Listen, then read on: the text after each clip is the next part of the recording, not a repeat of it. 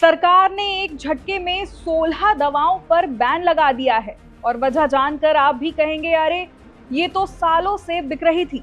नमस्कार, मेरा नाम है चारू अग्रवाल और आप देख रहे हैं IBC 24 डिजिटल। दोस्तों, भारतीय घरों में दो चीजें हमेशा मिल जाती है, एक प्लास्टिक का डिब्बा जिसमें पुराने चार्जर पड़े होते हैं और दूसरा दवाइयों का डिब्बा। कभी बुखार हुआ तो एक गोली, पेट दर्द हुआ तो दूसरी और गला खराब हुआ तो तीसरी। लेकिन सोचिए, अगर सरकार खुद कह दे कि इनमें से कुछ दवाओं का बाजार में रहना ही ठीक नहीं है, तो केंद्र सरकार ने 16 फिक्स डोज कॉम्बिनेशन यानी कि FDC दवाओं के निर्माण, बिक्री और वितरण पर तत्काल प्रभाव से रोक लगा दी है।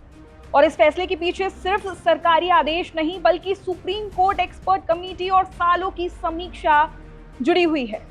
अब जानते हैं कि FDC आखिर क्या चीज है। देखिए, इसे आसान भाषा में समझते हैं। अगर आपने कभी चाय बनाई होगी तो चाय में दूध, पानी, चीनी और चाय पत्ती मिलती है। ये कॉम्बिनेशन समझ में आता है। लेकिन अगर कोई कह दे कि चाय में टूथपेस्ट और केचप भी डाल दो, तो आप पूछेंगे कि भाई इसकी जरूरत क्या है।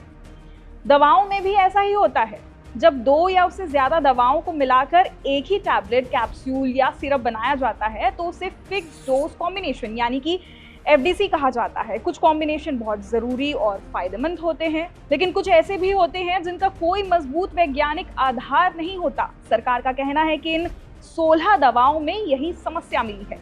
अब देखते हैं कि कौन कौन सी दवाएं आखिर बैन हुई है। और दोस्तों, ताकि आपको एक एक नाम याद रखने की जरूरत ना पड़े, इन सभी 16 प्रतिबंधित दवाओं की पूरी लिस्ट इस वक्त आपकी स्क्रीन पर मौजूद है।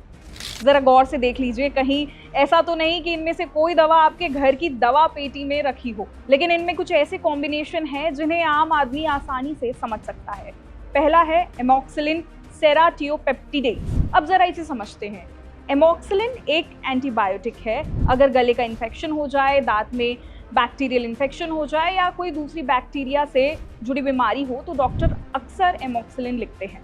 वहीं सेराटियोपेप्टिडेज सूजन कम करने वाली दवा मानी जाती है। सवाल उठा कि दोनों को एक ही गोली में क्यों मिलाया गया।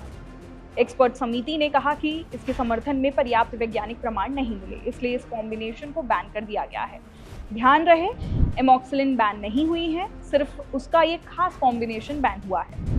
दूसरा है डाइसिक्लोमाइन, पैरासीटामोल, सिलीडियम ब्रोमाइड और क्लोरोडाइजिपॉक्साइड। नाम सुनकर लग रहा होगा कि ये कोई दवा नहीं, किसी रेलवे स्टेशन की घोषणा है, लेकिन ये कॉम्बिनेशन पेट दर्द, गैस, ऐंठन और बेचैनी जैसी समस्याओं में दिया जाता है।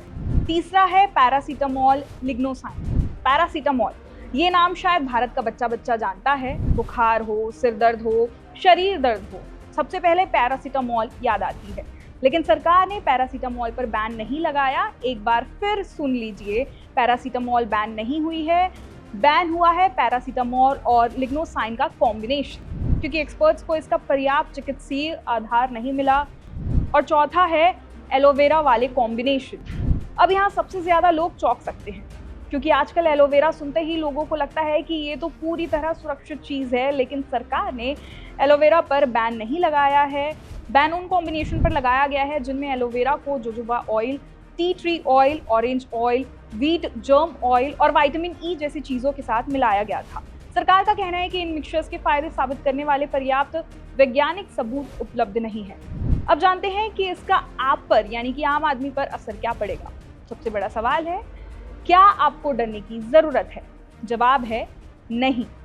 अगर आपने कभी इनमें से कोई दवा ली है तो घबराने की जरूरत नहीं है। सरकार ये नहीं कह रही कि जिसने ये दवा खाई है उसे नुकसान हो गया। सरकार सिर्फ इतना कह रही है कि इन कॉम्बिनेशन के फायदे वैज्ञानिक रूप से पर्याप्त साबित नहीं हुए हैं, इसलिए आगे इनका निर्माण और बिक्री नहीं होगी। अब मेरा सवाल आपसे है कि क्या आपको लगता है कि भारत में दवाओं की बिक्री और ज्यादा सख्त होनी चाहिए? कमेंट करके आपकी राय जरूर बताएं। धन्यवाद।